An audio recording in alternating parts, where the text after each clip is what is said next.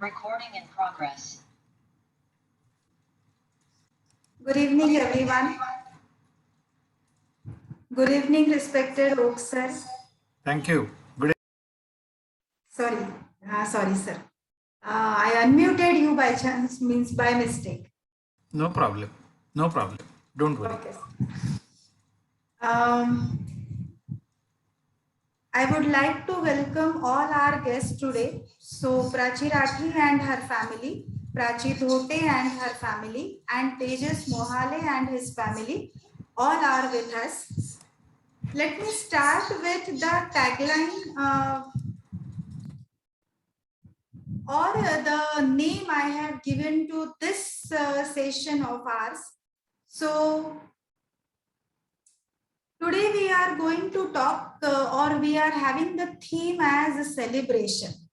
We started with the beginning, how every one of you is starting a new era, a new way of life from this 11th, 12th, and for seniors, their professional career. We have also talked about the choices that you are supposed to make and your seniors have made. Today we are celebrating. So what exactly we are celebrating? Mind it, we are not celebrating the marks of your seniors. Definitely they are achievers, and when the results will be out and we are going to felicitate them, we are going to celebrate their success once more. But today we are basically celebrating the way in which they have won their demons. हर एक को डर लगता है, हर एक को कहीं कुछ hesitation होता है, हर एक के जो जर्नी होती है उसमें कहीं ऑब्स्टैकल्स आते हैं, कहीं अप्स एंड डाउन्स आते हैं. बट बेसिकली जो इन अप्स एंड डाउन्स, ये सारे ऑब्स्टैकल्स में से निकल कर खुद को प्रूव करता है, वो पूरी जर्नी को हम आज सेलिब्रेट कर रहे हैं. तो basically this is the celebration of the personalities that these students are becoming.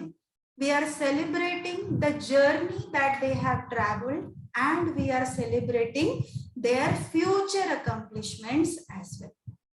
Let us start with this celebration of ours.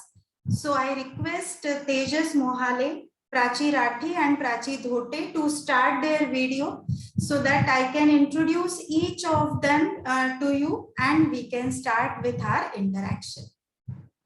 Tejas, Prachi, welcome Tejas and Mohale family. Thanks, ma'am.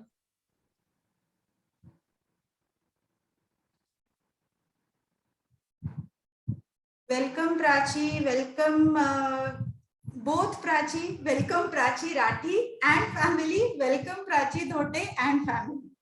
Okay, so let me start with Tejas first. Okay, Tejas हमारे screen पे हमको दिख रहा है. So first introduction, definitely a very sincere student, hardworking, keen to ask question, keen to ask tricky question. तो हमेशा teachers को फंसाने का काम तेजस ने किया है. He used to ask really good question and definitely we are proud of him for that. Tejas के father Shri Prabhakar Mohale, he is librarian at Shri Ganesh Arts College, Shivni, Kumbhari. Qualification AmLib, AmPhil, PhD. So definitely well-educated person. Tejas' mother, Sangeeta Mohale. So she is also BA AmLib, and at present she is working to guide Tejas, as well as she is working as house maker. तो जो एक पूरा support system है I guess Mohale family का, so that is because of his mother. I welcome you all. Tejas, आपके साथ एक question से हम शुरुआत करेंगे और फिर मैं प्राची की तरफ बढ़ूंगी. सो तेजस, क्या लगता है आपके पेरेंट्स का क्या रोल है आपके ओवरऑल, जो आप प्रोसीड कर रहे हो, सक्सेस की तरफ जा रहे हो, एक पर्सनालिटी की तरह डेवलप हो रहे हो, पेरेंट्स का क्या रोल लगता है आपको? मैम सबसे क्रूशियल रोल पेरेंट्स का ही है. मतलब बहुत ज़्यादा सपोर्ट रहा है और हमेशा मतलब कॉन्फिडेंस दिया है कि you can do the best, और मतलब हमेशा मोटिवेटिंग फैक्टर रहा है पेरेंट्स का। तो पेरेंट्स डांटते वांटते नहीं थे, तेजस ये मत कर, तेजस मोबाइल मत देख, तेजस टेलीविजन मत देख, तेजस पढ़ाई कर पूरे टाइम? नहीं मैम, ऐसा कुछ नहीं था। मोबाइल में देखता था 1-2 घंटा, बट उसमें तो कभी डाटा नहीं। कभी डांटा नहीं? क्यों? श्री मोहाले सर, आपसे मैं बात करना चाहूंगी, क्यों तेजस को डांटना नहीं पड़ता था? नहीं मैडम, डांटने की कोई जरूरत भी नहीं थी उसको, वो खुद का पढ़ाई करता था। तो वो ऐसे जैसे बहुत सारे बच्चे मोबाइल से ऑब्सेस्ड होते हैं, पूरे टाइम मोबाइल लेके बैठो या चैटिंग करो, ऐसा कुछ नहीं था? नहीं मैडम, उसका खुद का पर्सनल मोबाइल भी नहीं था, मेरा ही मोबाइल था, वो हैंडल करता था। एक ही मोबाइल पर करते थे। अच्छा, नहीं। Okay okay. हम आप लोगों से और बहुत सारी बातें करेंगे। पहले मैं प्राची से बात कर लूं। Prachi, will you please, Prachi Rathi, please start your video.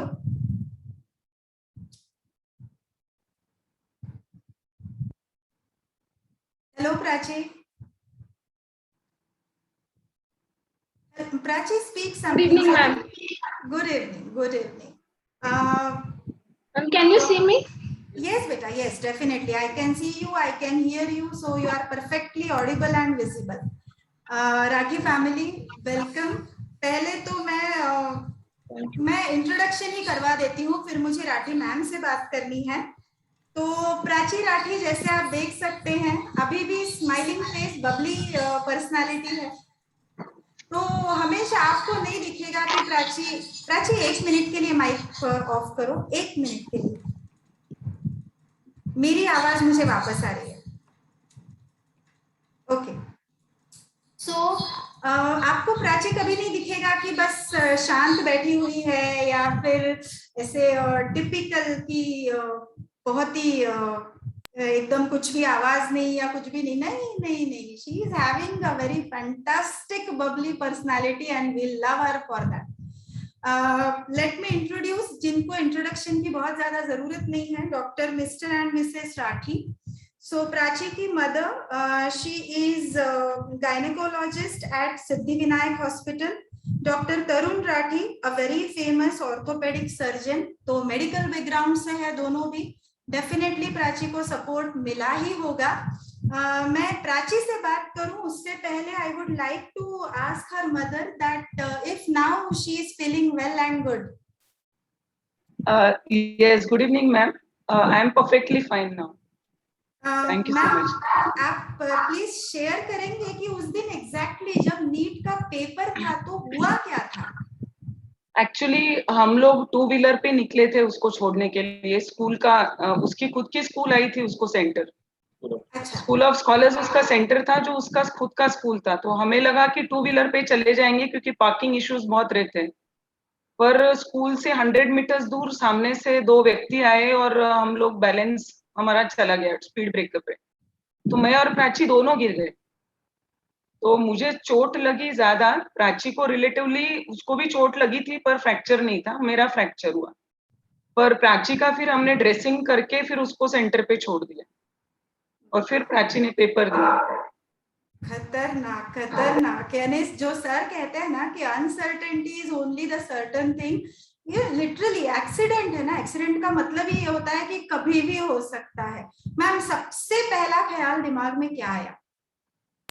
Madam मैं गिरी तब तो मुझे कुछ, मैं I was not in my senses. फिर जैसे मुझे कुछ शुगरी ड्रिंक दिया उन्होंने, तो फिर मुझे थोड़ा सा सेंसेस में आई और मैंने प्रिटेंड किया कि मुझे कुछ भी नहीं हुआ है, क्योंकि मुझे लगा प्राची डिस्टर्ब हो जाएंगे। Exactly.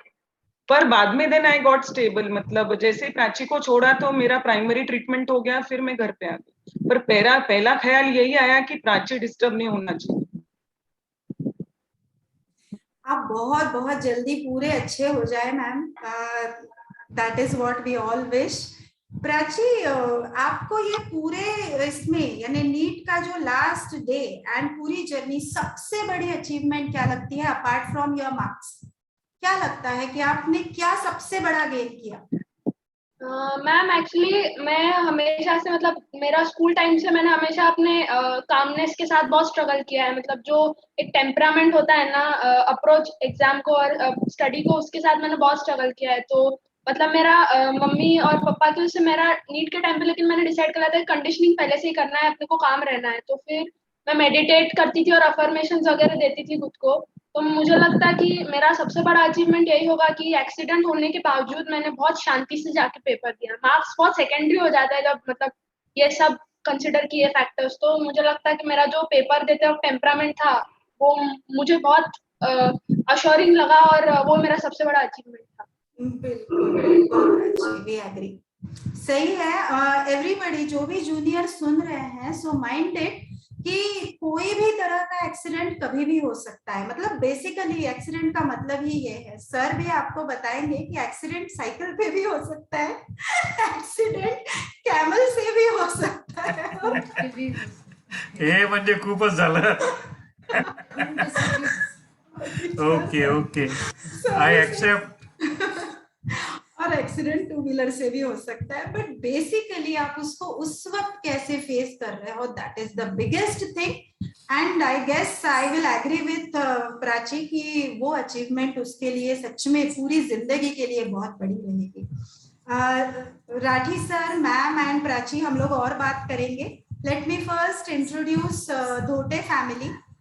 Prachi Dhote, will you please start video? Hello Prachi.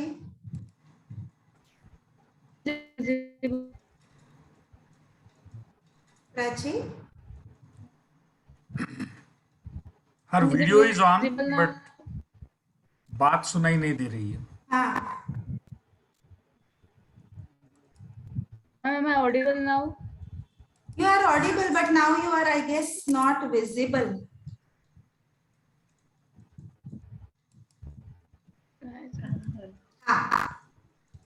Is it okay now? Yes, now it is perfectly okay. तो प्राची के पेरेंट्स का मैं इंट्रोडक्शन कर दूं. प्राची, से something so that you will be in focus. हाँ, yes ma'am. ओके. सो प्राची के father and mother both mister Dhote and Mrs Dhote बहुत सपोर्टिव है प्राची के लिए.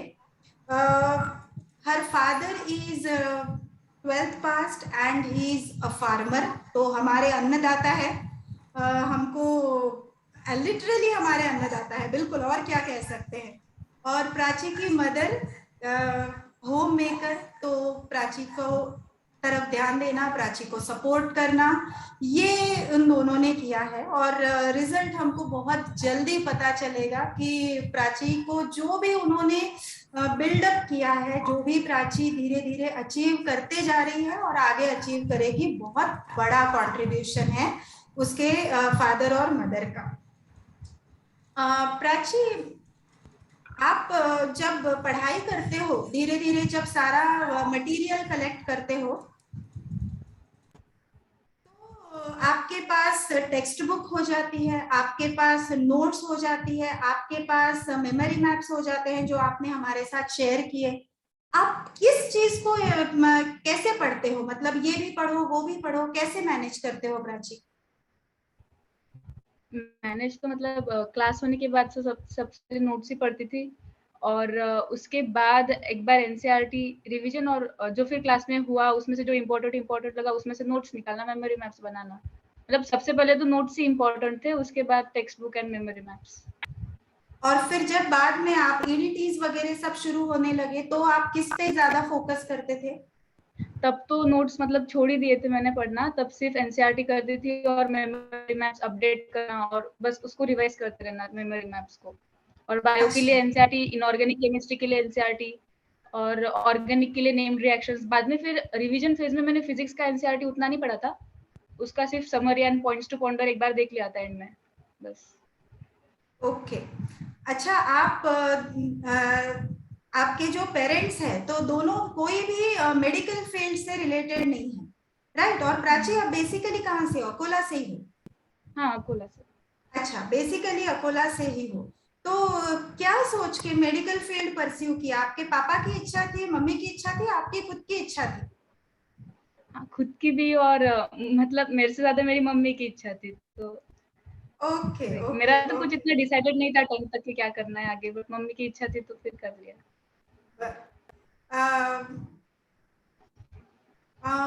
धोटे सर, मराठी में बात करूं, हिंदी में बात करूं?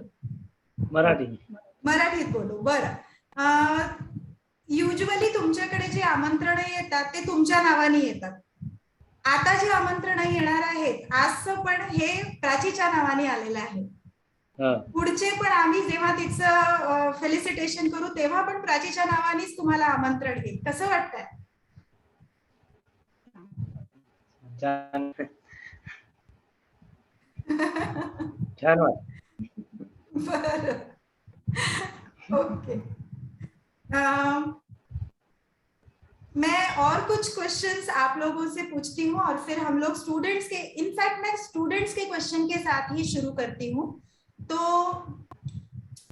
मृण्मयी ने क्वेश्चन पूछा है कि बेसिकली 3 दिन से ना हमारे बच्चे फिजिक्स और केमिस्ट्री पे बहुत अटक गए हैं. आप लोगों के जो जूनियर्स है वो बहुत अटक गए हैं. तो मैं पहले प्राची से शुरू करती हूँ, फिर तेजस, फिर प्राची राठी.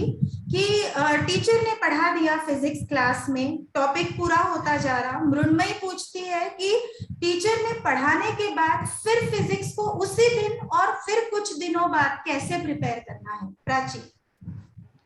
फिजिक्स में तो मैं पहले क्लास नोट से एकदम अच्छे से कर लेती थी और उसके बाद एनसीईआरटी हो गया, एनसीईआरटी के क्वेश्चंस हो गए तो बाद में फिर बाकी रेफरेंस से क्वेश्चन सॉल्व करते रहना. मतलब जब प्रिपरेशन फेज चल रहा है तब, और जब फाइनली रिवीजन करोगे तब तो फिर मेमोरी मैप्स में रिवाइज, बस फॉर्मूला बार बार पढ़ते रहना, क्वेश्चंस करते रहना सॉल्व. लाइक पेस की मॉड्यूल हो जाता है और कोई दूसरे जैसे प्रैक्टिस टेस्ट पेपर्स रहते, पास्ट प्रीवियस ईयर क्वेश्चंस रहते, तो बस उसमें से ही प्रैक्टिस करके हो जाता है. अच्छा, तेजस आपका क्या एक्सपीरियंस है? आप क्या सजेस्ट करोगे फिजिक्स और केमिस्ट्री के लिए? मेरा तो सेम ही था वैसे फिजिक्स के लिए. मतलब एक बार नोट्स हो गए, फिर बाद में उसी को रिवीजन और फिर बहुत ज्यादा सोर्सेस से फिर प्रॉब्लम सॉल्विंग. मतलब जो भी मिलता था पेस के मॉड्यूल से, फ्रेंड्स के जो भी मतलब टेस्ट होते थे, ईडीटीज वगैरह, मॉक टेस्ट और फिर प्रीवियस ईयर क्वेश्चन, उतना ही. फिर इनऑर्गेनिक केमिस्ट्री के लिए फिर मोर फ्रीक्वेंट रिवीजन, जैसे 2-3 बार और बहुत फ्रीक्वेंट. और फिर ऑर्गेनिक केमिस्ट्री के लिए फिर वही एक बार एनसीईआरटी और फिर एक बार नोट्स, दोनों करने के बाद फिर पीवाईक्यू लगाने के बाद हो जाएगा मतलब. और फिजिकल क्वेश्चन ही छुड़ाना पड़ता है. Okay okay. प्राची राठी, एक बच्चे ने पूछा है, let me read his name. Darshan Nagare, engineering student है बेसिकली. तो वो पूछ रहा है कि टेस्ट से पहले ऐसा लगता है कि पूरी पढ़ाई हो गई, फिर टेस्ट में जो आता है उसके भी क्वेश्चंस में कभी कभी प्रॉब्लम हो जाती. क्या करें ऐसे टाइम कि हम लोगों को पढ़ के भी कुछ चीजें नहीं आ रही है? Have you faced anything like that? Ma'am I think ऐसा हर स्टूडेंट के साथ में at a certain point of their journey होता ही है कि हमने सब पढ़ लिया बट हमको क्वेश्चंस नहीं सॉल्व करते आ रहे. तो उसके लिए मैं ऐसा रेकमेंड करूंगी कि अगर क्वेश्चन सॉल्व करने से हमारा कॉन्फिडेंस लूज होते जा रहा है तो एक बार पूरा साइड में रख के वापस थियरी बहुत स्ट्रांगली कर ले. टेस्ट के पहले अगर ऐसा फीलिंग है कि पूरा प्रिपरेशन हो गया है और टेस्ट में नहीं आ रहे मार्क्स, तो सबसे पहले तो मैं ऐसा चेक करती थी कि ये पूरा एनसीईआरटी बेस्ड है या नहीं, मतलब कि ये हमारे लेवल का है या नहीं, सो दैट मुझे एक रफ आइडिया आ जाए कि मुझे अभी कैसे अप्रोच करना है. और फिर अगर रियलाइज होता है कि नहीं ये क्वेश्चन आने चाहिए वगैरह, तो I would go back and read the theory again and then solve practice problem and then solve the paper again. Most important मुझे ऐसा लगता है फैक्टर कि फॉल्ट बुक बनाना बहुत जरूरी है टेस्ट के लिए, कि जिसमें तुम्हारी जितनी भी गलतियां होती है टेस्ट में वो तुम एक बार नोट डाउन कर लो, एनालिसिस करो कि तो तुमने क्या सोच के ये आंसर किया था, क्या एक्चुअल आंसर वैसा, और फिर वो बाद में बहुत हेल्प होता है. अच्छा, और फिर ये पूरे टाइम पीरियड में टीचर्स के साथ क्या इंटरेक्शन होता था? मतलब कुछ क्वेश्चंस नहीं आ रहे हैं या फिर वो वापस से कुछ करना है, तो क्या कैसे आप अप्रोच करते थे? मैम मेरा ऐसा होता था कि 11th और 12th में काफी डिफरेंस आ गया था. हमारे मीडियम ऑफ इंस्ट्रक्शन में इतना फर्क नहीं था, बट डेफिनेटली कनेक्टिविटी में थोड़ा फर्क आ गया था। तो फिर 11th में मैं डेफिनेटली रेगुलरली अटेंड करती थी डाउट सेशंस, मतलब हफ्ते भर के जो डाउट्स कलेक्ट हो जाते थे वो फिर मैं 2 घंटे जाके टीचर्स के साथ डिस्कस कर लेती थी। और फिर उसके बाद में 12th में मेरा फ्रेंड्स के साथ डिस्कशन काफी बढ़ गया था, जैसे प्राची और मैं बहुत डिस्कस करते थे डाउट्स, और फिर नहीं तो फिर मैं टीचर्स को फिर व्हाट्सएप पे कर देती थी डाउट, फिर उससे जितना जल्दी हो सकता उतना जल्दी सोल्यूशन मिल जाता। Okay okay. प्राची धोटे, आपका फेवरेट सब्जेक्ट है ऐसा कुछ कि नहीं मुझे बायोलॉजी पढ़ना पसंद है, या मुझे केमिस्ट्री पढ़ना पसंद है, या मुझे फिजिक्स पढ़ना पसंद है? क्या मजा किस में आता था, कौन से सब्जेक्ट में? वैसे तो मतलब सबका फेवरेट सब्जेक्ट तो मोस्टली बायो ही रहता, मतलब क्योंकि वो स्कोरिंग भी है, टेस्ट में भी मार्क्स अच्छे आ जाते तो ज्यादा लाइकिंग बढ़ जाती है बायो के लिए। तो फिर और डर किसका लगता था, कौन से सब्जेक्ट का? हे राम, इनऑर्गेनिक केमिस्ट्री, मतलब इनऑर्गेनिक केमिस्ट्री तो मेरे को समझता ही नहीं था, एक बार पढ़ रहे फिर बाद में तो कुछ याद ही नहीं आता था टेस्ट में कि ये क्या पढ़ा था, क्या आ रहा टेस्ट में, मतलब बहुत हॉरिबल सब्जेक्ट लगता था इनऑर्गेनिक केमिस्ट्री। तो कैसे आपने फिर उसमें मास्टरी कैसे ये की? अगर डर लगता था तो कैसे? फिर आप मैंने ज्यादा टाइम पढ़ते नहीं होंगे उसको? नहीं, हाँ मतलब इनिशियली ज्यादा नहीं पढ़ा था, बट जैसे जैसे एग्जाम पास में आ रहा तब मैंने ज्यादा इनऑर्गेनिक पे फोकस किया था, तब रिपीटेटिवली उसके एनसीईआरटी पढ़ते जा रही थी, तो और क्वेश्चंस भी टेस्ट जो नीट में क्वेश्चंस थे वो भी एनसीईआरटी बेस्ड थे, तो फिर आ गया उससे। ओके, तो यानी आपने उसको फोकस किया, ऐसा नहीं किया कि नहीं इसमें मजा नहीं आ रहा तो चलो ठीक है बाद में पढ़ लेंगे? हाँ, बाद में पढ़ लेंगे, मतलब नीट के पहले वही ज्यादा पढ़ लेंगे, ड्यूरिंग इनिशियल डेज में वो ज्यादा नहीं किया था, पहले जो अच्छे से आ रहा जिसमें इंटरेस्ट आ रहा वो एकदम स्ट्रॉन्ग कर लिया, बाद में इनऑर्गेनिक के लिए ज्यादा से ज्यादा टाइम लेके नीट के पहले वही इनऑर्गेनिक कर डाला। तो ये तो प्राची ऐसा हुआ कि आपको टाइम मिल गया क्योंकि एग्जाम एक्सटेंड हो गई, राइट? अगर मैं तेजस से भी यही क्वेश्चन पूछना चाहूंगी कि जो भी आपको टफ टॉपिक लगता है, टाइम मिल गया तो आपने कवर कर लिया, टाइम नहीं मिलता तो इज इट गुड कि आप किसी एक सब्जेक्ट को कम पढ़ो और एक सब्जेक्ट को ज्यादा पढ़ो? नहीं ma'am, time in the sense अच्छा नहीं मैं डांट नहीं रही हूँ, मैं पूछ रही हूँ बच्चों का नहीं ma'am, time in the sense December तक के पहले सारे टॉपिक स्ट्रॉन्ग कर लिए और फिर जनवरी से ज्यादा इनऑर्गेनिक पे फोकस किया, मतलब नीट में होगा ये सोच के ही किया था, बट जो दिसंबर तक की जब पढ़ाना चालू है, टेस्ट चालू है, ईडीटीज, तब मैंने पहले जो स्ट्रॉन्ग है वो अच्छे से कर लिया और बाद में ज्यादा टाइम इनऑर्गेनिक में इन्वेस्ट किया था, मतलब जनवरी से। तेजस, आपको क्या लगता है कैसे टाइम देना चाहिए हर सब्जेक्ट को?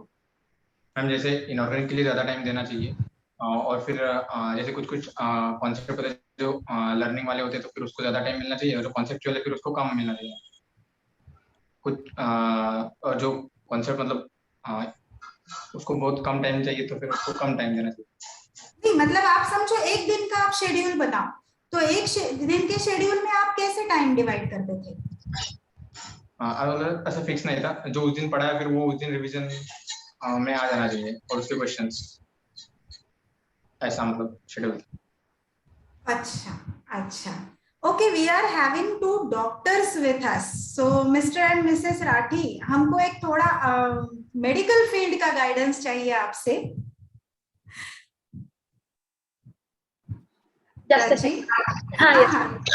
No problem. Yes ma'am, medical field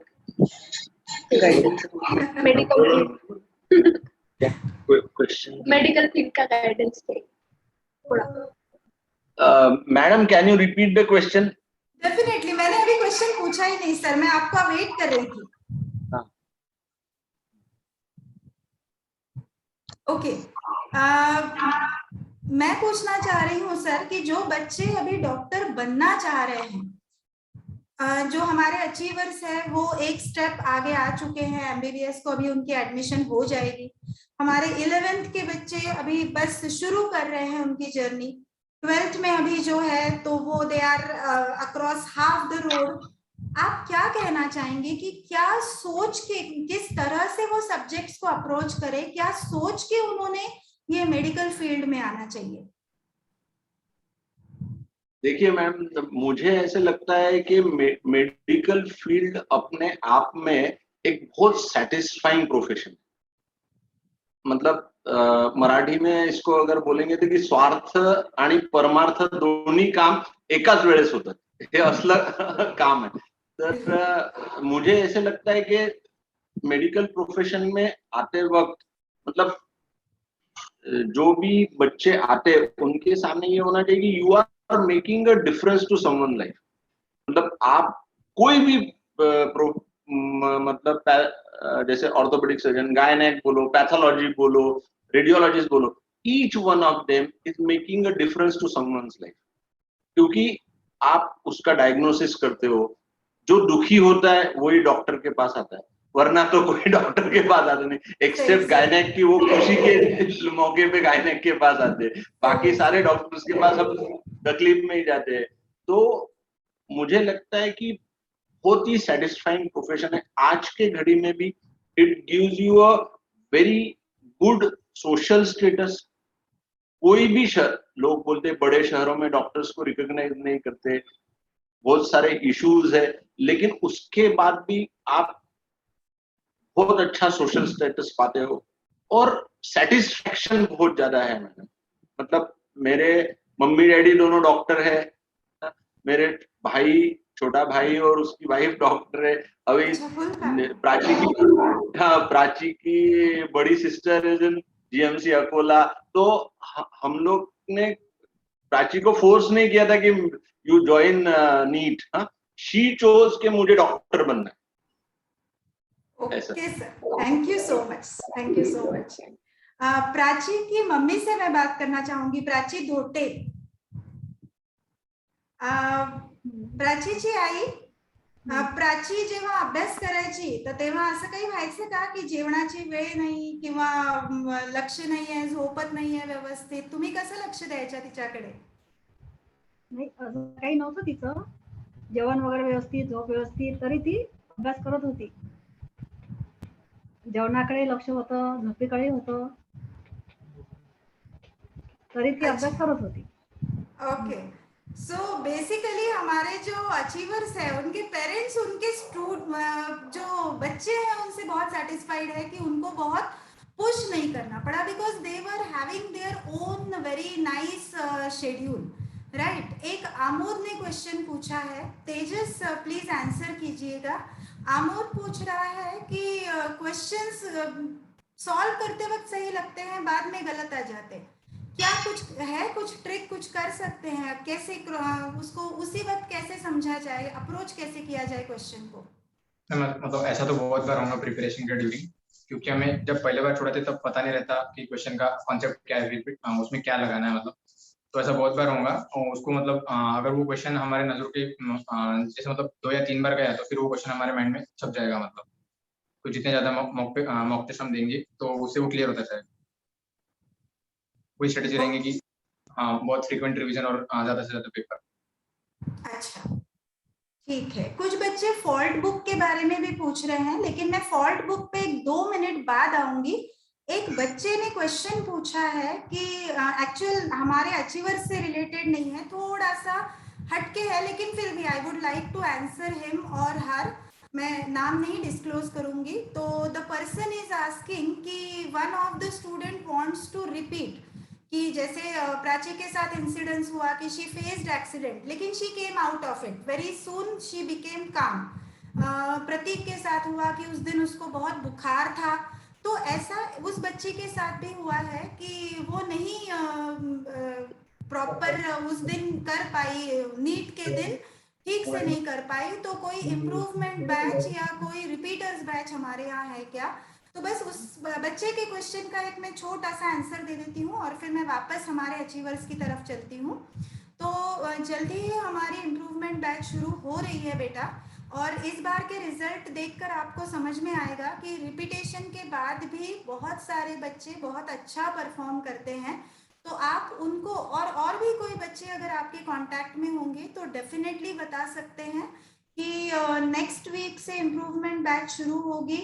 आप रिपीटर्स बैच का हमारा इस साल का परफॉर्मेंस भी देख लेंगे जब रिजल्ट आ जाएगा, and definitely she will be satisfied कि अगर वो ये इम्प्रूवमेंट बैच ज्वाइन करती है तो. So it is not like कि करना ही है, just because you have asked that question, so that is why I am providing this. मैं प्राची धोटे से एक बार बात करूंगी कि फॉल्ट बुक क्या होती है। प्राची, अगर आप हमारे स्टूडेंट्स को बता दो, एक पेपर की फॉल्ट बुक कितने पेजेस की, सॉरी, पेपर एनालिसिस कितने पेजेस का होता है? आप कितने पेजेस में करते थे एक पेपर का एनालिसिस?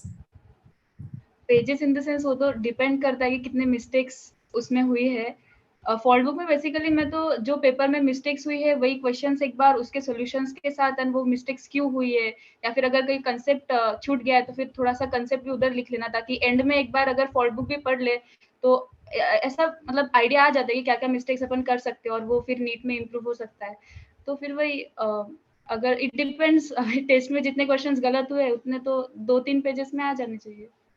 2-3 पेजेस आपको लग जाते थे पेपर एनालिसिस के लिए, that is what the thing, यानी उतना डिटेलिंग आप करते थे। प्राची, आप उतना डिटेल करते थे? प्राची राठी? यस मैम, मेरा भी बहुत डिटेल रहता था, और जैसा उसने बोला कि डिपेंड करता है तुम्हारी कितनी गलतियां हुई। मतलब मैं तो शॉर्ट में क्वेश्चन भी लिखती थी और फिर उसका सोल्यूशन, ऑब्वियसली जो करेक्ट सोल्यूशन है और मैंने क्या सोच के वो किया, ताकि नेक्स्ट टाइम मतलब जैसे नीट के पहले मैंने काफी फॉल्ट बुक पढ़ना शुरू कर दिया था। मतलब मैंने 11th के फर्स्ट टेस्ट से लेकर 12th के आई थिंक आखिरी के कुछ मॉक टेस्ट तक के सारे बुक्स थे मेरे पास, तो करीब 6 फॉल्ट बुक्स बन गई थी मेरी। तो फिर वो पढ़ना शुरू किया था, तो that becomes like a question book for you. तो फिर ऐसा डिपेंड करता था एनालिसिस, कभी बहुत लंबा भी जा सकता है 5-6 पेजेस, या कभी कभी तुम्हारे मिस्टेक्स कम हुई तो 2-3 पेजेस में भी खत्म हो सकता है। ऐसा कुछ नहीं फिक्स नहीं था कि इतने पेजेस में ही खत्म करना। बहुत मिस्टेक्स होती है प्राची, बहुत होती है। मतलब I had this complete phase जब I was not sure कि हो पाएगा या नहीं, कि बहुत कम मार्क्स आ रहे थे इसीलिए। Okay. So you were doubting yourself? Yes, very much. तो फिर बाहर कैसे आए? अगर सेल्फ डाउट आ जाता है तो वो तो सबसे खतरनाक फेज है। मैम उसमें मेरे पेरेंट्स का बहुत सपोर्ट था, क्योंकि मतलब वो एंजाइटी मुझे कभी नहीं था कि मम्मी पापा को कैसा लगेगा या मम्मी पापा क्या बोलेंगे, वो कभी डाउट नहीं था। मतलब because that was not my concern, तो मेरा जो भी था वो खुद के लिए ही था। मम्मी पापा वही बोलते थे कि दीज मार्क्स वोंट मैटर, तो फाइनली तुम्हारे नीट के मार्क्स मैटर करेंगे।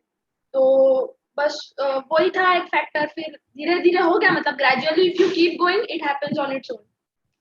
मैम हम लोग सिर्फ यही बोलते थे कि मिस्टेक्स पे ध्यान दे, और मैं सभी पेरेंट्स को यही बोलना चाहूंगी कि आप आपके बच्चों में बिलीव करो, आपके बिलीफ में वो बच्चा फॉर्म करेगा, ये सबसे इम्पोर्टेंट है मैम।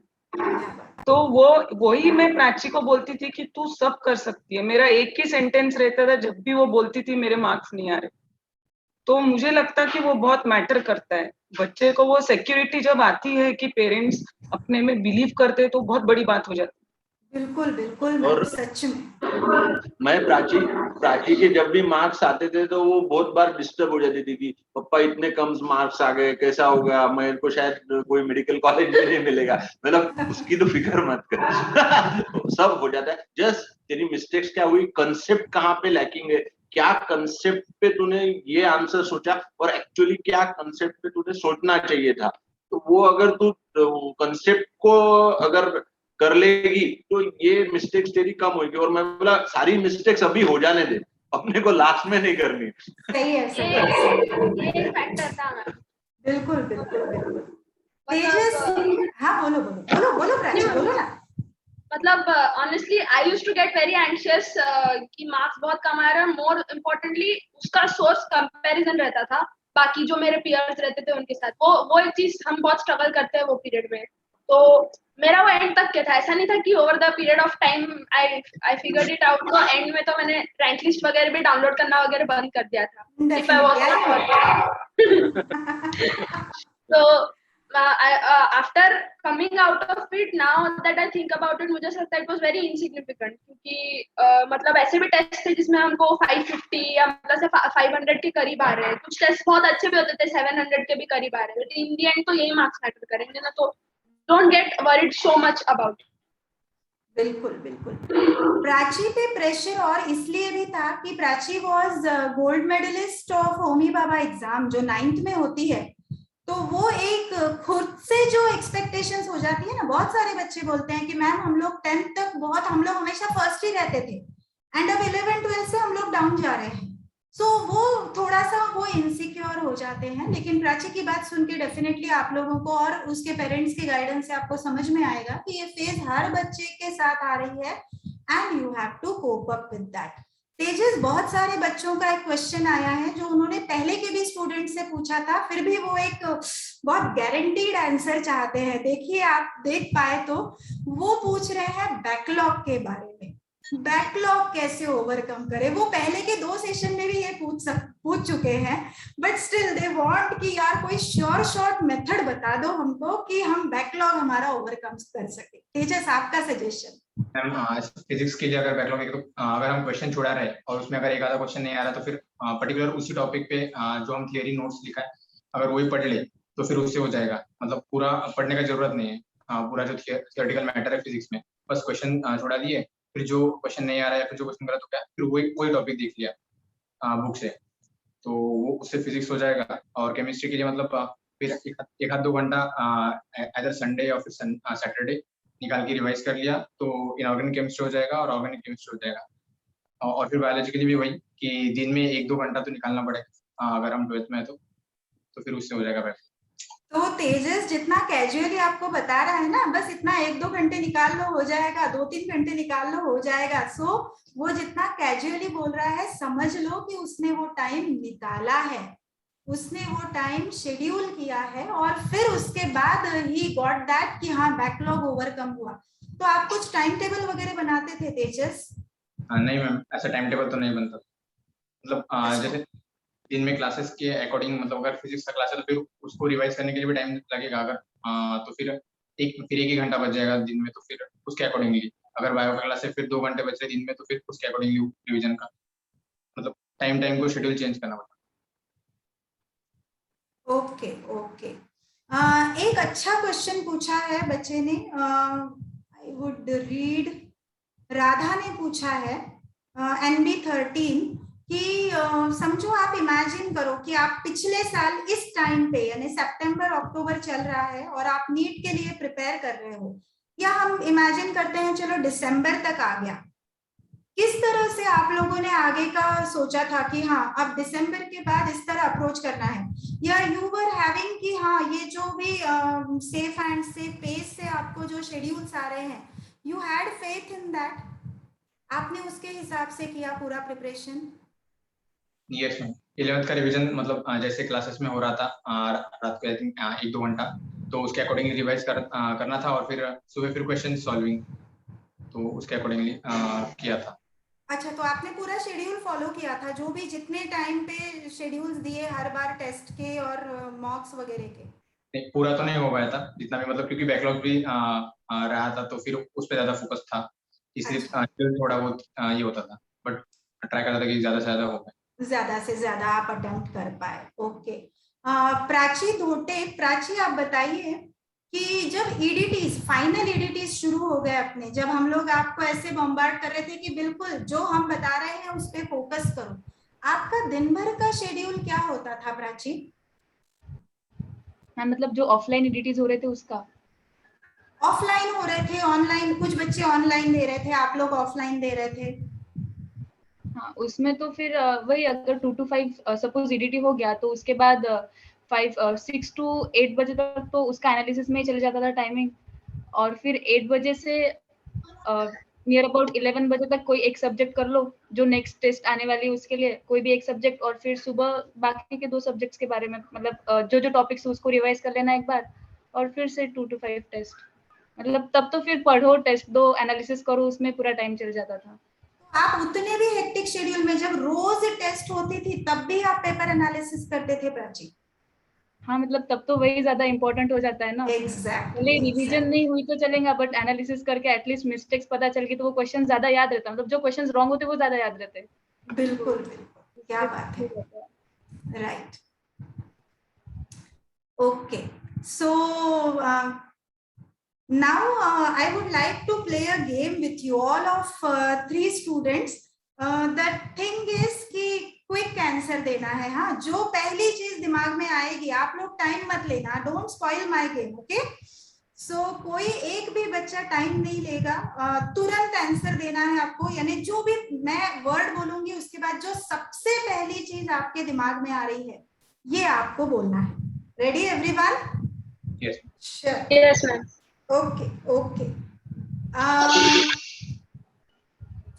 चलो तेजस से शुरू करते हैं। Tejas, the day of NEET exam, 13 one word. 13 September, pardon? 12 September।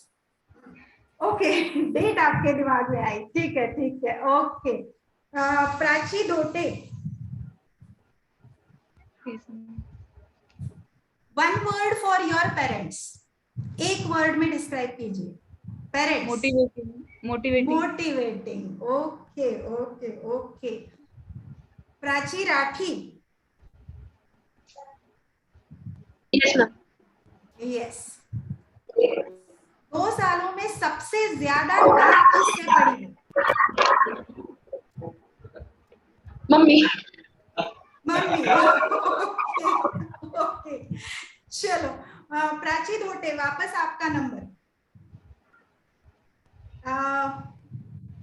Quick, हाँ real quick. Okay sir?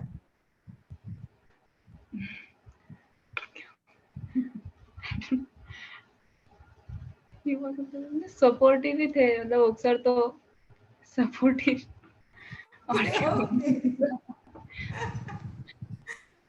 Okay. तेजस? Yes. क्या है? सपना आपका, dream? Dream, AIIMS Delhi. AIIMS Delhi. AIIMS की, ओके ओके ओके। चलो Prachi Rathi? Yes ma'am. 8th से 12th तक सेफ हैंड्स के स्टूडेंट हो। Yes ma'am. Most memorable moment? Ma'am gold medal, मम्मी बाबा। Homi Bhabha, gold medal, okay. तीनों बच्चे सेफ हैंड्स के लिए एक एक वर्ड फटाफट। One word, safe hands. Home. Home, क्या बात है। Tejas? Safe hands? Tejas please repeat. Friendly. Friendly, okay. Home, friendly. Prachi? Prachi Dhote?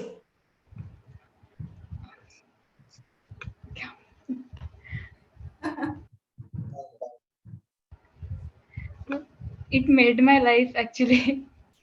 It made your life, क्या बात है क्या बात है, very very nice. Okay, I would request ओक sir if he wants to ask you और टेल यू समथिंग, एंड फिर उसके बाद हम लोग लास्ट आपके मैसेज के साथ, नहीं आज मेमोरी मैप्स की बात करनी है।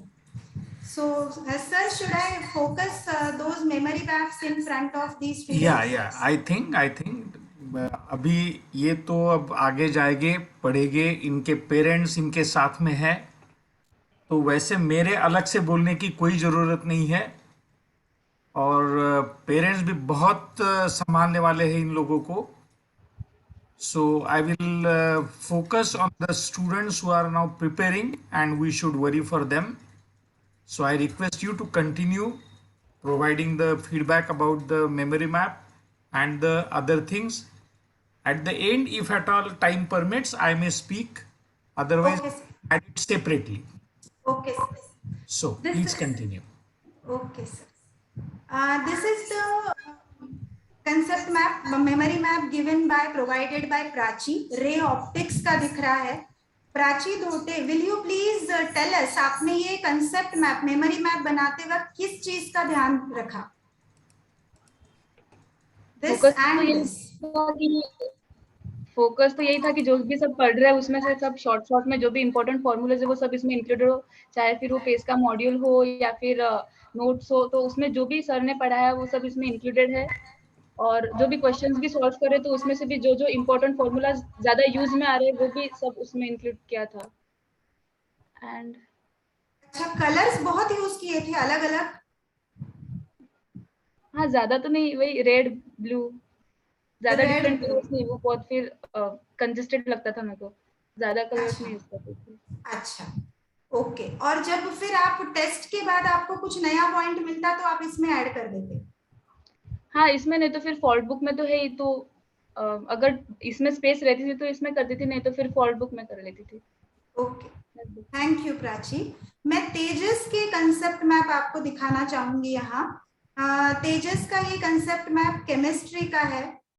दीज 2 पेजेस, एक्चुअल तेजस ने हमको बहुत सारे मैप्स प्रोवाइड किए हैं, but I have selected these 2 for chemistry and ये भी केमिस्ट्री का है, and this one for biology. तो तेजस, आप कोई भी एक रेफरेंस लेके हमको बता दीजिए, आपने किस तरह से ये मेमोरी मैप्स प्रिपेयर किए, क्या आपने ध्यान दिया ये बनाते वक्त? मैम ये तो एनसीईआरटी से था, मतलब जो शुरुआत का था इस चैप्टर में, और फिर बाद में जो सर ने पढ़ाया था फिर उसमें से दिखा था, क्योंकि एनसीईआरटी में थोड़ा मतलब ज्यादा डिटेल में नहीं था, तो जहाँ पे ज्यादा पढ़ाया गया फिर वहां से मतलब ले लेता था। अच्छा, तो जहां से भी आपको ज्यादा नोट्स मिल जाए या की पॉइंट्स मिल जाए, तो आप ऐसा जनरली बच्चे बोलते हैं कि बायोलॉजी में तो पूरा चैप्टर ही लिखना पड़ता है। आपने बायोलॉजी के लिए क्या ध्यान दिया था, किस तरह से ये बनाए थे? मैम जो नोट्स थे टीचर के उसमें से ही लिखा था, साक्षी मैम के नोट्स। साक्षी मैम के नोट्स, ऋचा मैम के नोट्स, राइट। तो जनरली वो फॉलो करके और फिर आपने उसको शॉर्ट करने की कोशिश की थी। हाँ। ओके, प्राची आप क्या ध्यान रखते थे, प्राची राठी, जब आप मेमोरी मैप्स बनाते थे?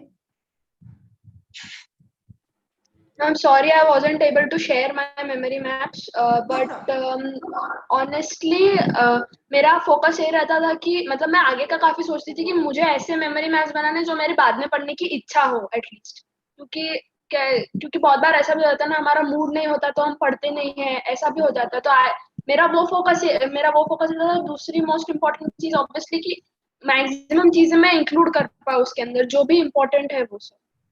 मैंने actually, to be very honest, I did not consistently make memory maps because I had this very weird concept कि सब add हो जाना चाहिए memory maps में, which is very time consuming. But I would really recommend using memory maps, क्योंकि मैंने जितने बनाए थे memory maps वो मेरे लिए काफी helpful थे। Okay. So finally, I am coming to your message to your juniors. Prachi Dhote से शुरू करते हैं। प्राची, आप क्या सजेस्ट करोगे आपके जूनियर्स के लिए? आपके मैसेज में प्लीज इन्वॉल्व करना पॉइंट्स की अगर वो डिस्ट्रैक्ट हो रहे हैं तो उसको कैसे अवॉइड कर सके, हर सब्जेक्ट को कैसे फोकस कर सके, और पेपर में अगर कभी कम ज्यादा मार्क्स आते हैं या गलतियां होती है तो उससे कैसे कोप अप कर सके। ऑल द 3 स्टूडेंट्स प्लीज, आप अगर आपका मैसेज इन पॉइंट्स के साथ भी और आपको जो कहना है, so please include these points.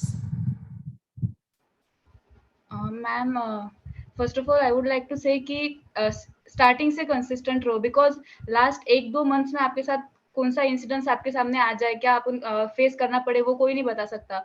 तो ऐसा भी हो सकता है कि लास्ट 1-2 मंथ्स में आप ज्यादा पढ़ ना पाओ, बट उसका इफेक्ट आपके पेपर पे ना हो, उसके लिए यही बेटर रहेगा कि शुरुआत से कंसिस्टेंटली सब अच्छे से करते रहो। और अगर कभी डिस्ट्रैक्ट हो रहे तो ठीक है, 1-2 दिन में ठीक हो जाएगा, बट अगर ज्यादा ही कुछ हो रहा तो यू शुड टॉक टू अक्सर। Like I used to talk with him and then he used to calm me down and just explain कि तुम अभी ऐसा ऐसा करो, ऐसे ऐसे मूव ऑन करो, ये प्रिपेयर करो। तो वो मेरे लिए काफी हेल्पफुल था अक्सर के साथ इंटरेक्शन।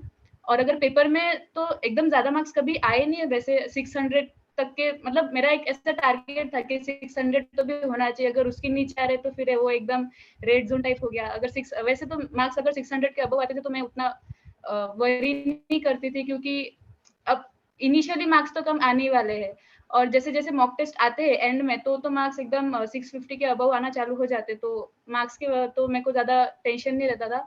और प्रिपरेशन में तो अगर सब्जेक्ट वाइज बोलो तो वैसे तो इक्वल टाइम सबको देना चाहिए, बट मैंने इनिशियली फिजिक्स में ऐसा किया था कि प्रैक्टिस एकदम अच्छे से पहले कर ली थी, ताकि अगर बाद में ऐसा लगे कि कोई बहुत रट्टा मारने वाली चीजें करना है तो उसमें अगर एंड में ज्यादा टाइम देना पड़े तो प्रैक्टिस का उतना टाइम मिलता नहीं है। मेरे साथ भी ऐसा हुआ था कि एंड में मैं ज्यादा फिजिक्स प्रैक्टिस नहीं कर पा रही थी, जो भी मॉक टेस्ट है बस उससे किया था, बाकी कोई क्वेश्चंस नहीं कर पा रही थी।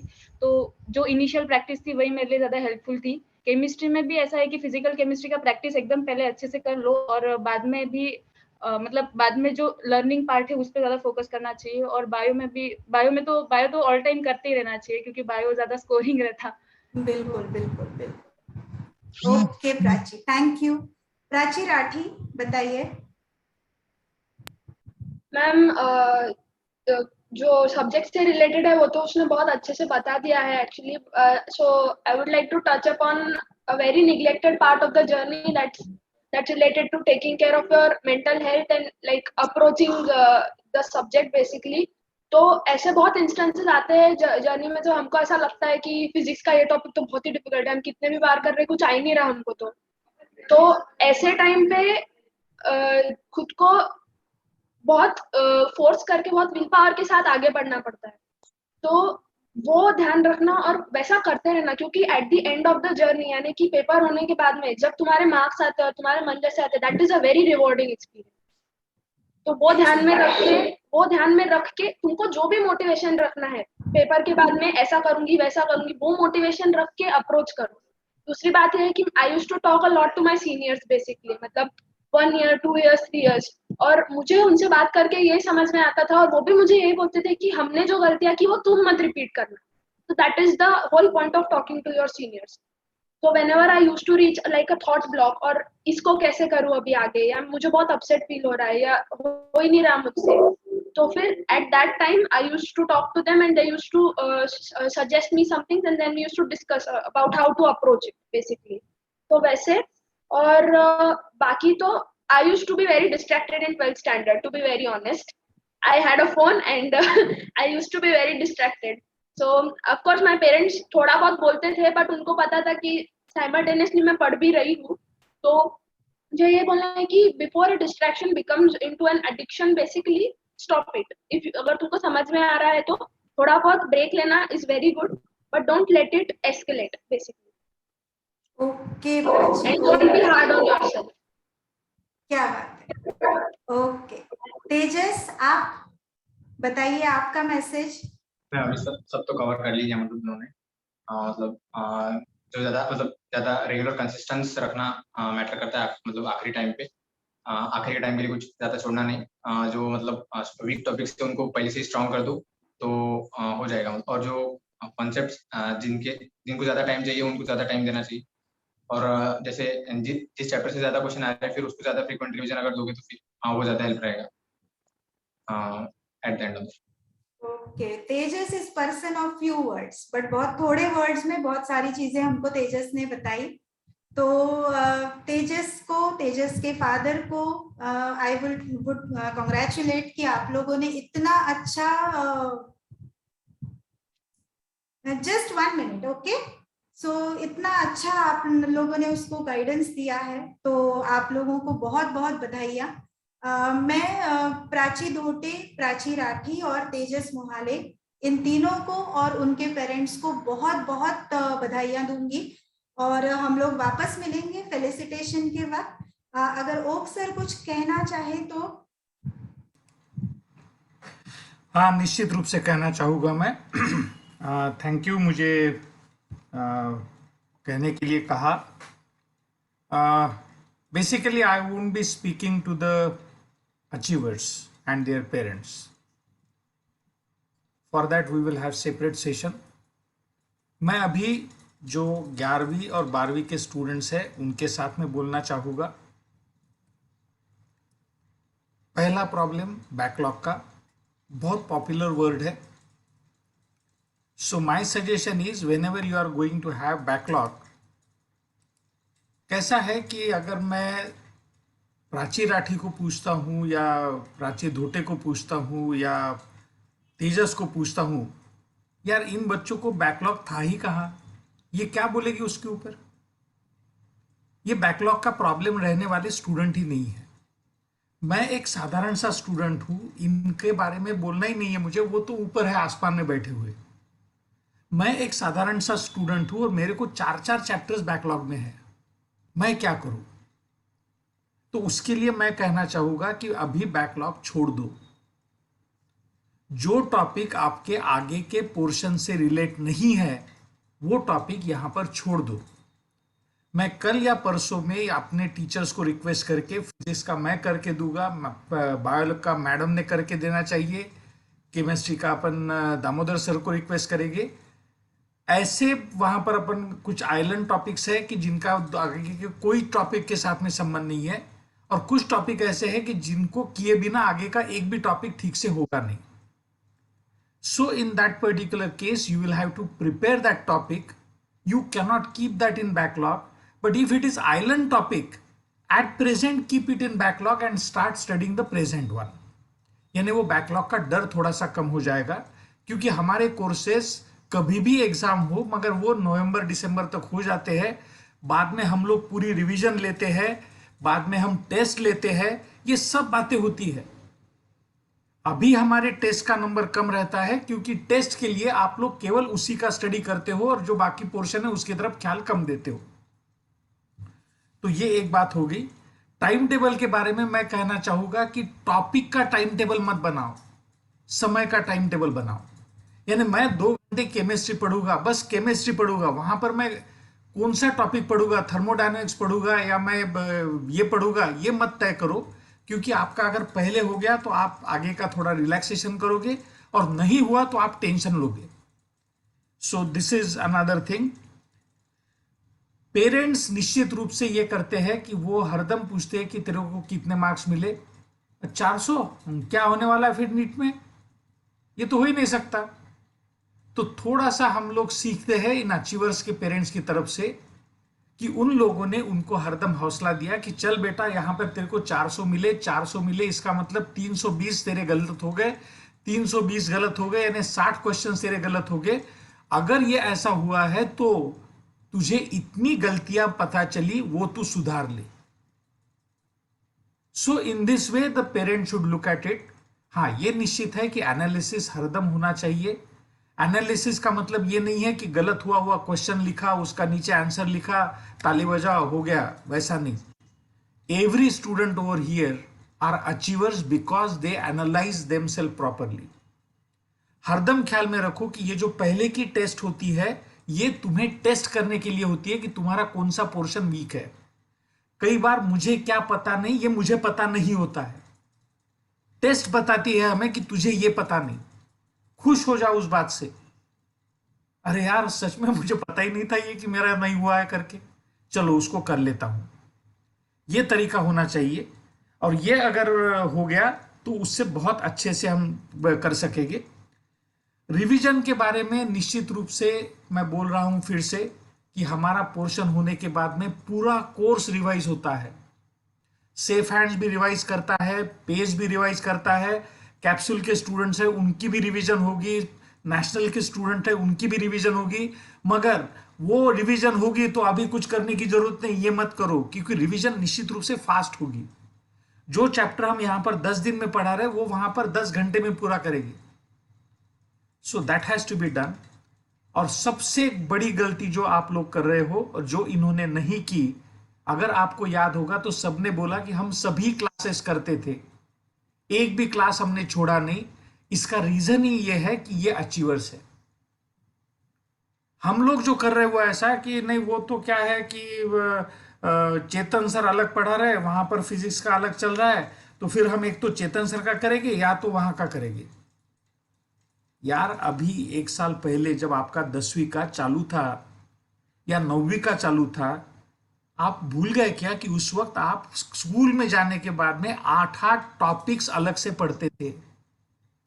8 पीरियड तो रहते थे यार आपके. उसमें आप सोशल साइंसेस पढ़ते थे, उसमें आप हिस्ट्री पढ़ते थे, उसमें आप ज्योग्राफी पढ़ते थे, उसमें आप साइंस पढ़ते थे. साइंस में भी फिजिक्स का पीरियड अलग रहता था, केमिस्ट्री का अलग रहता था, इंग्लिश पढ़ते थे, मराठी पढ़ते थे. कितने पीरियड थे यार.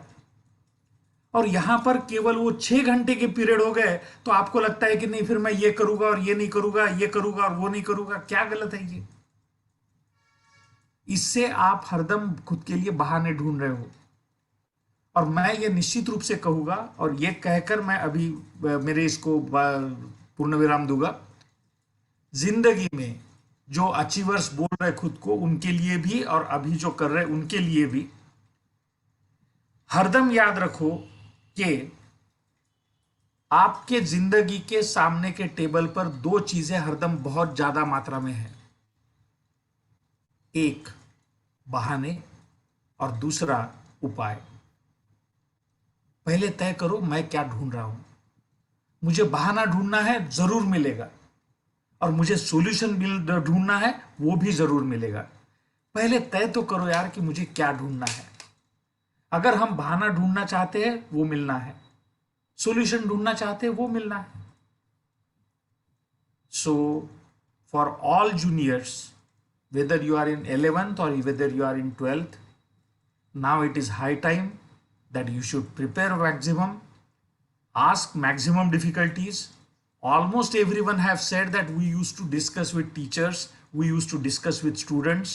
So just do that particular thing, and I hand over the all controls back to Monica ma'am. Please continue. Thank you, sir. So as I told you everyone that we are celebrating the efforts taken by all the students. I would like to mention right from Vikram Kate, Maharashtra topper tha, Gunjan Gattani, Olympiad fabulous performance tha, Disha Agrawal. Last year we had Tejas Rathod. इस साल इतने सारे 8 students से आप लोग प्राची से मिल रहे हैं, प्राची धोटे, प्राची राठे, तेजस मोहाले, आप लोग दिशा से मिले, आप लोग तन्वी से मिले, आप लोग रसिका से मिले, आप लोग सुश्रुत से मिले। सब लोग इतने एफर्ट्स लेने के बाद अब सेलिब्रेटरी मूड में आए हैं। I would like to mention कि हर कोई अपनी पढ़ाई में यूरेका मोमेंट्स ढूंढिए, हर कोई अपनी पढ़ाई में मजा कहाँ आ रहा है वो देखने की कोशिश कीजिए। जहां जहां डिफिकल्टीज है, all of the teachers, entire staff of safe hands is always with you, so feel free to discuss your difficulties either related to attitude or related to subject. We will always be there. Just do not take everything so very lightly कि हाँ कभी तो भी कर लेंगे, बाद में कर लेंगे, ये टाइम वापस नहीं मिलने वाला है। I would request any one junior, अगर वो कुछ इस प्रोग्राम तीनों सेशन के बारे में कुछ कहना चाहे, and then we will end it. Just raise your hand so that I can Aditya काळे है या आशुतोष है या बहुत सारे बच्चे हैं जो बहुत अच्छा बोलते हैं। Anybody? नहीं मैडम, किसी को गालियां भी देना है तो वो भी सुनने में। बिल्कुल बिल्कुल बिल्कुल। दिव्येश बोलो ना, Divyesh, just do not type it on chat, just unmute and speak up. जब बहुत सारे बच्चे सामने होते हैं ना, किसका नाम ले समझ में नहीं आता। दैट इज व्हाई जो मुझे याद में आ रहा हपजर्डली वो मैं नाम ले रही हूँ। So anybody, Divyesh please unmute and speak. Yes ma'am. Ma'am आज का जो फॉल्ट बुक का पता चला, that was the best thing today's, and like other mental health को कैसे प्रिपेयर करना जो दीदी ने बताया, that was also one of the best thing I would like to say. Okay, Divesh. Okay. Anybody else, or should I conclude, guys? Yes, Ashutosh, please speak. Hello ma'am. बोलो बेटा। Ma'am जो तीनों ये सेशन में बहुत inspirational sessions पे मेरे बहुत डाउट्स थे वो क्लियर हुए, और मेमोरी मैप का और फॉल्ट बुक का वो भी एक अच्छे से हो गया। Thank you. Okay. Okay everyone, so thank you very much for being with us, and I would ask Oak sir if we can end the program here. Yeah ma'am, please. Okay, thank you sir. So all the best everyone. जितनी चीजें समझ में आई है सबके साथ बहुत अच्छी आपकी मेमोरेबल एंजॉयबल जर्नी होगी, and together we are going to go through this journey. We are going to celebrate each and every day, each and every moment of our learning. With this note, at this note, we are ending this program. So goodbye everyone. Good night.